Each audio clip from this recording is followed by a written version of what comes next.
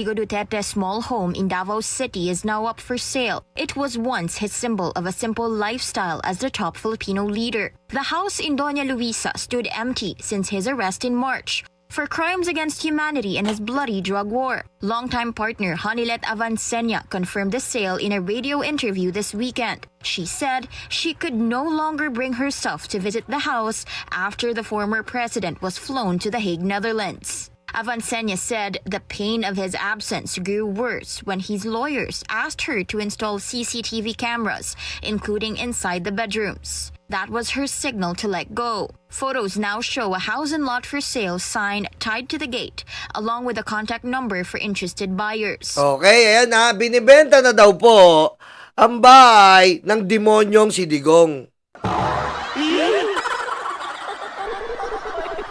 Pero bago natin yan, ito muna, pakinggan natin si Pebbles.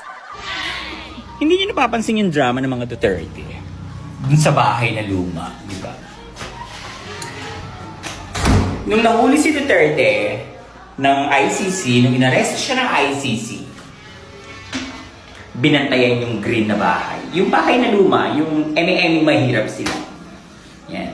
Tay, tay ka namin dito, tay. Tapos gabi-gabi sila nandun. Akala nila makakauwi. Hindi mo set. Slide na tahimik. Tapos, binalik nila uli kasi nga magbe-birthday na si Duterte. Binalik na namin bahay. Tay, hindi ka namin uwi, tatay. Nung nag-birthday, yun, nagkasama ng rally, papak, Sebastian, drone, show, yan. Nabukasan, wala na yung bahay, dinit mo na uli. Hindi na nila uli ginamit. Tapos eto na, bago umuwi si Hanilet, pansinin nyo mapapansin nyo yan, bago umuwi si Hanilet, linabas na naman nila yung bahay, ang dami na naman post sa bahay, Ayan, umuwi si Hanilet, saan siya dumiretso? Dun sa bahay. Kahit hindi ka naman dyan talaga, dumidirect na katira, dyan ka dumiretso. Para yung drama niyo talaga, mahirap kayo. Diyos mio, Hanilet. Ipatayo mo na yung parang divisoria. Uy! Na sinasabing nabili mong lupa. Oh, may bago ka palang divisoria, Hanilet eh! Waiting oh! Bala ka dyan. Alam mo, tsaka nung nyo, scriptwriter nyo. Ewan, dami-dami nyo. May hotel nga kayo dyan sa Davao. Oh, may hotel pa sa Davao. Nagsisimula sa letter M. Magnanakaw. Oh, letter M, magnanakaw.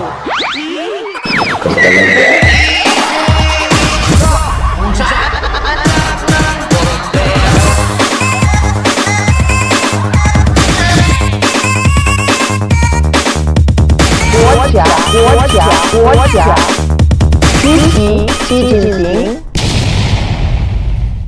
Ito yung post ni Hanilet. Masakit sa dibdib ko every time I go inside. Ako na lang ang pumapasok dyan. May 4 na katulong. Nandiyan pa rin pala yung katulong Putik, nandun pa rin yung katulong in a finger licking good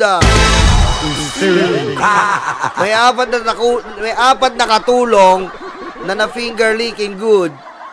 Pero walang amo. We abandoned it after what happened. I cannot sleep anymore because the lawyers asked to install CCTV even inside the bedroom. Oh.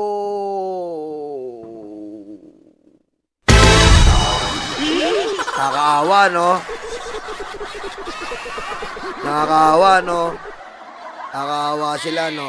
Pero, hindi po yan ang twist. Ang totoo po yan, ito po ay bunga ng pagiganti. Ayon po sa ating mga asset, yan po ay pagiganti. Nyolo, bakit pagiganti? Kasi po, ang mga hindi alam ni Hanilet, lumalabas na ang ethics ni Digong.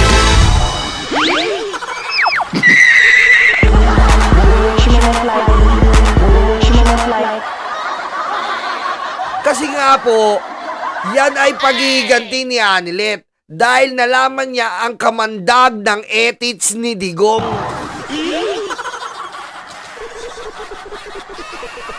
Yan po ang katotohanan dyan. Kaya binibenta di umano ni Anilet yan upang ipakita sa mga sa kapunan sa grupo nila Sara na hello, kahit sino ang sinusuportahan nyo, ako pa din ang kinikilala ng tatay nyo. Isipin nyo. Isipin nyo.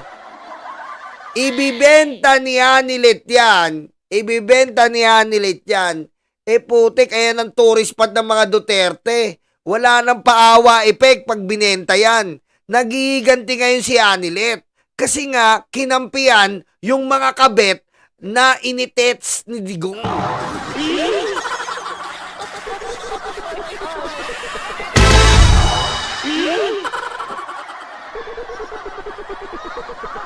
Tama, Mamula Lane. Nagiganti ngayon si Anilet. Gapang hanggang kila Sara. Na siyempre awatin nila Bastian. Pero wala nang makakapigil kay Anilet. Aba, sige, kampi kayo sa kabet. Ibibenta ko lahat. Nagigets nyo? Diba? O, sige, kampi kayo sa mga kabet. O, ibenta lahat yan. Yan po ang katotohanan dyan. Hindi po yan about padrama-drama. Talagang ibebenta na ni Anilet. Kasi nga, nagiganti siya ngayon sa pamilya ni Digong. Kaila Sara, kaila Baste. Kampi sila sa kabit eh. Oh, kampi kayo sa kabit. Oh, sige, ibenta lahat. Oh, bakit ba ganon, Yolo? Siyempre, tayo naman ito, may paano, hawak ni Girly Balaba ang bilyones. Pera at kayamanan ni Duterte, Chimi. Lang yan si Anilet. Chimi lang yan si Anilet. Panakibutas lang si Anilet. Pinakamamahal ni Duterte at tinuturing na prinsesa, si Girly Balaba. Ouch!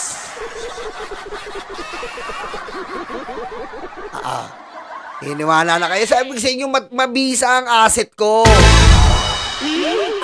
Panakibutas lang si Anilet.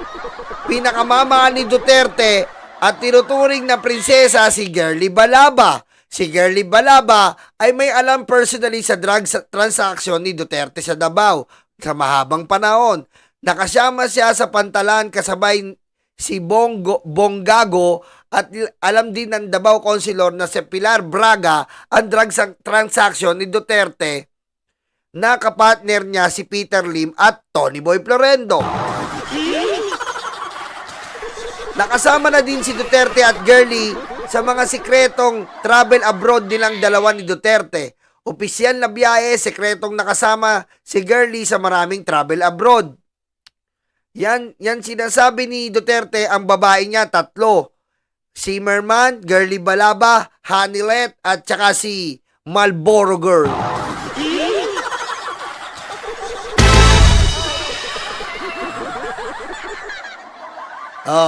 Ayan po ang katotohanan. Kaya ganti yan ng isang chimay. Kaya po, ayaw nyo pa rin maniwala. Ayaw nyo pa rin maniwala. Pagiganti yan ni Hanilet. Bakit? Ayaw nyo pa rin maniwala. Eto pa atibayan. Kaso nga gi-file, no? Naa siya kaso sa VAUSI. So, naa siya ka ng physical ba or psychological or economic abuse. Whatever manggaling konsel nga relasyon ninyo ni President or connection ni former President, but you are both single. Yes, oo. Single ko, single si Presidente. Aray!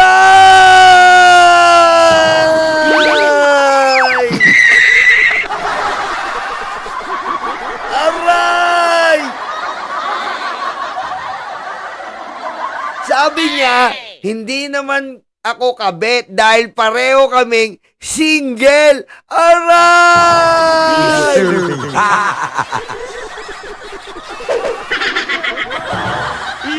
Aray! Ang lupet! Sabi ko sa inyo Iba ang edits ni Digong. Diba? Nauluan eh. Naunawaan nyo na. Sabi ko sa inyo, pagigantihan ni Anilet, hindi yan drama. Dahil nabibwisit na si Anilet sa edits ni Digong. Ulitin natin. Relasyon ni President or connection ni former President, but you are both single. Yes, oo. Single ko, single si Presidente. So, Walay kabit nga issue. walay kabit na issue.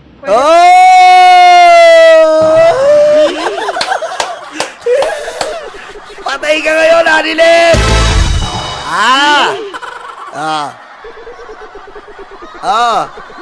Utek. Ano sabi ni Anilet? Single pala, single ka, single si Digong, ibenta lahat yan! Patay! Sabi ko sa inyo, totoong binibenta yan. Oo, nandun na tayo sa point na may drama. May drama. Pero wala naman sinabing pang-abogado. Ang sinasabi lang ni Anilet, nalulungkot siya. Pero sa totoong damdamin niya, nanggigigil yan. Kasi nga, yung edits ni Digong, hindi mapakali.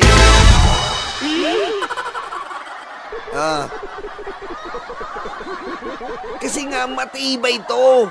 Matibay to si Gerly Baraba. Kita mo, nung nagpunta, nagkagulo na. Pati yung isa,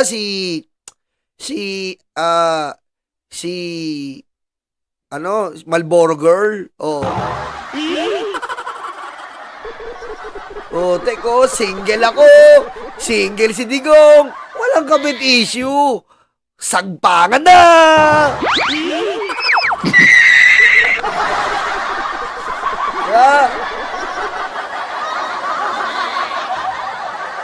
Yun ang motto nila. Pag single, pwedeng mag-iyutan. Di ba? Ganun yun. Pag single, iyutan na. Wala naman, di naman married. Single, iyutan.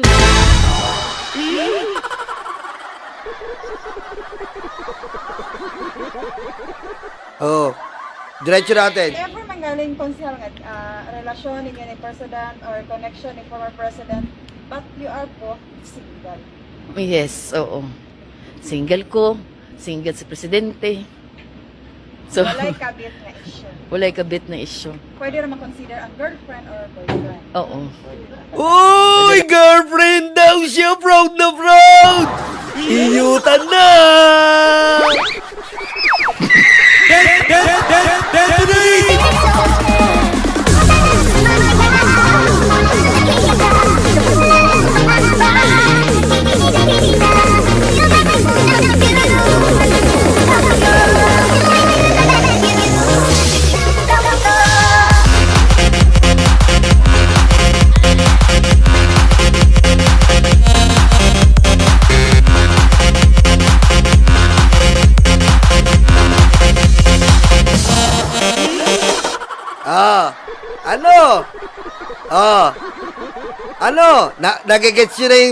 Nagigets nyo na yung pinupunto ko.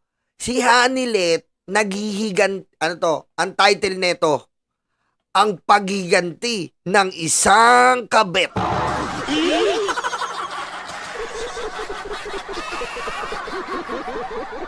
Di ba? Naghihiganti na ngayon si Anilet. Na binabastos niya na ngayon sila Sara Duterte, Baste, Iyotman. Binabastos niya kasi pag binenta mo yan, binibenta mo na ang ala-ala ni Digong. Ang daming nabudol niyan buong Pilipinas. Diba? Ang daming nabudol niyan eh. Buong Pilipinas nabudol niyan, tapos ibibenta mo. Sa paningin ni Anilet ngayon, wala na kayong pake sa desisyon ko. Ha?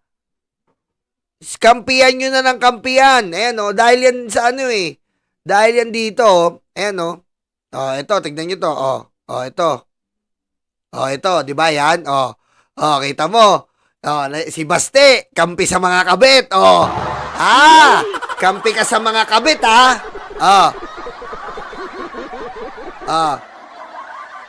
kampi ka sa mga kabit. Okay. Tapos si Sarah tinawag pa, Mama! Mama!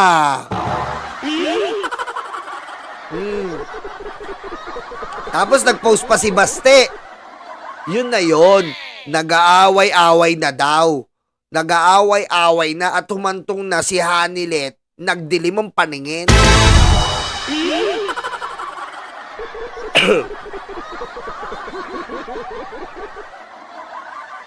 Na hindi na siya hindi na maawat. Ngayon, napag-desisyon na ni Hanilet, okay. Kung kampi kayo sa mga kabet, magkalimutan na tayo.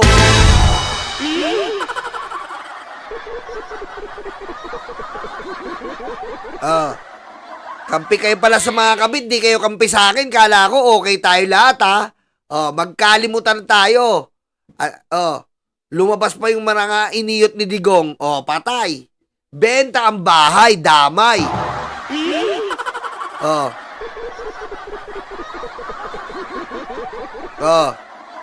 Ngayon, anong ni Hanilet? Nagiganti siya.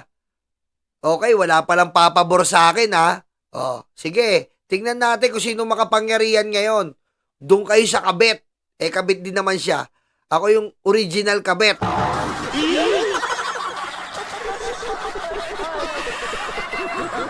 Diba?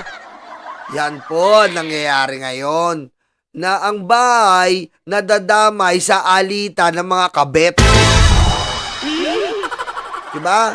Tama. Tama, Ma'am Carmen. Ang pagbebenta ng bahay ni Digong, yan po ay sign. Pinapakita na Hanilet na sa lahat ng mga kabet, siya ang makapangyarihan.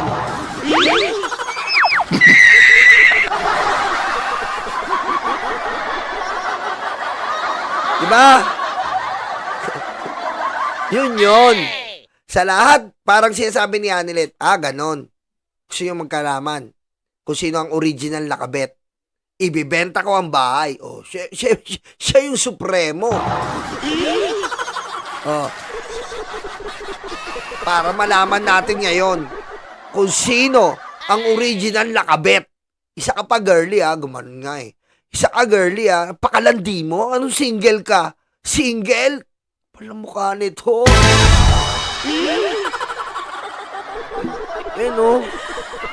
Gigil eh. Nung napanood daw ni Hanilet to, putik, pinunit kagad ang love letter nila Digong noong 1975.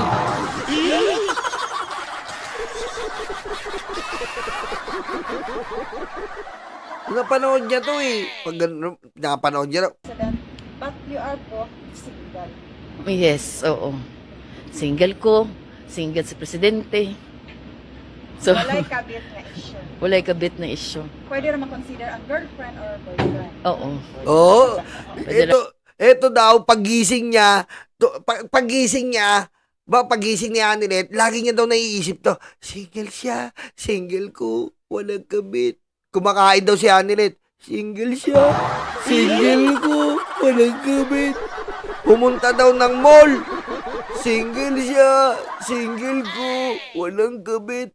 Ginanon daw ni Chong Kitty, ano ba yan? Ano nangyayari sa'yo? Nak, single siya, single ko, walang kabit. Ano yun, ma? Nangyayari sa'yo? Nak, single siya, single ko, walang kabit, girlfriend.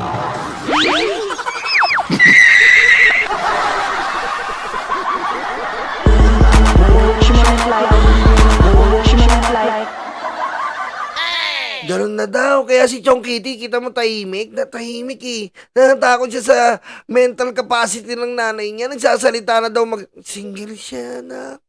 Single ko. Wala kabit. Ma! Ano ba yan? Nangyari! Nak, single siya. Single ko. Wala kabit.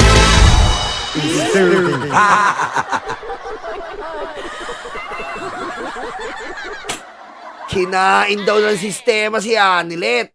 Ngayon, bebenta ang bahay para malaman kung sino ang original na kabit. Kaya maganda-ganda to. Ha? Maganda-ganda po ito.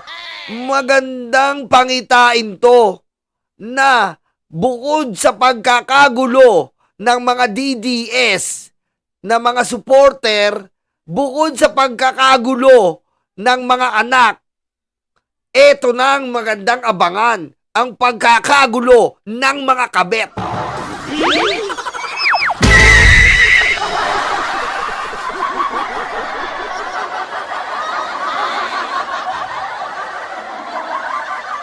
Kaya maganda-ganda po to, abangan natin to. Palaban din si Girly, no? Palaban din to si Girly. Talagang pinuntahan niya eh. Palaban. Kumbaga palaban siya. Huwag kang umano-ano, Anilet. Mas makinis ako sa'yo. Gumaganon daw eh.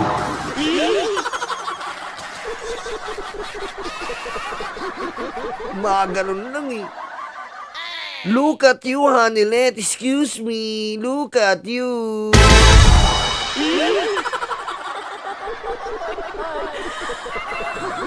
Diba?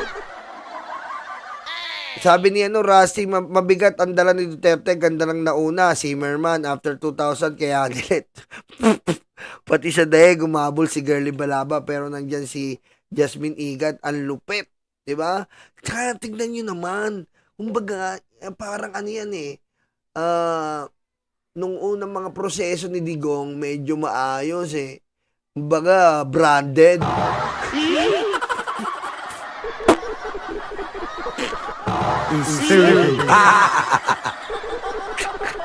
Diba? Diba? Yung mga dating in-order ni Digong, puro branded. Tapos, dumating si Anilet, pirated.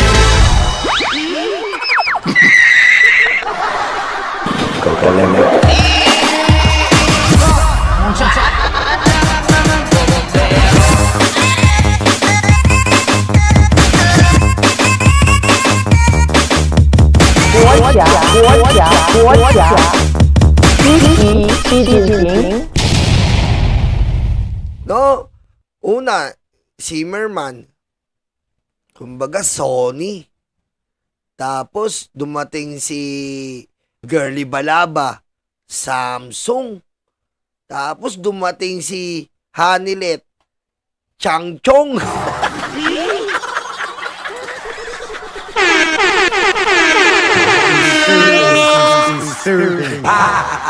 Diba? Ganda na eh. Sony, Samsung. Pagdating kay Hanilet, Changchong.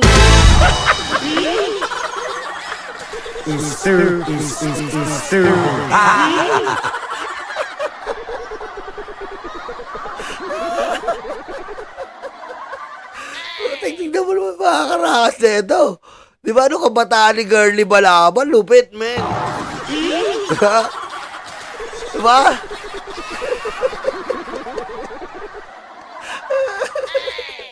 Si Anilet, ewan mo eh. Siguro si Anilet pinaglito sa tita.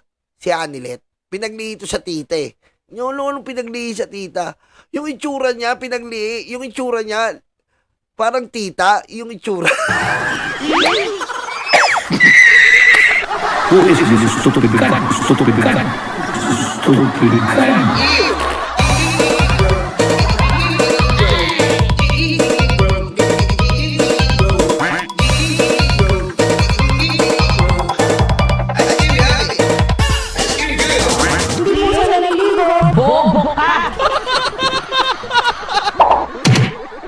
No? Yung 18 years old pa lang siya, mukha ng tita.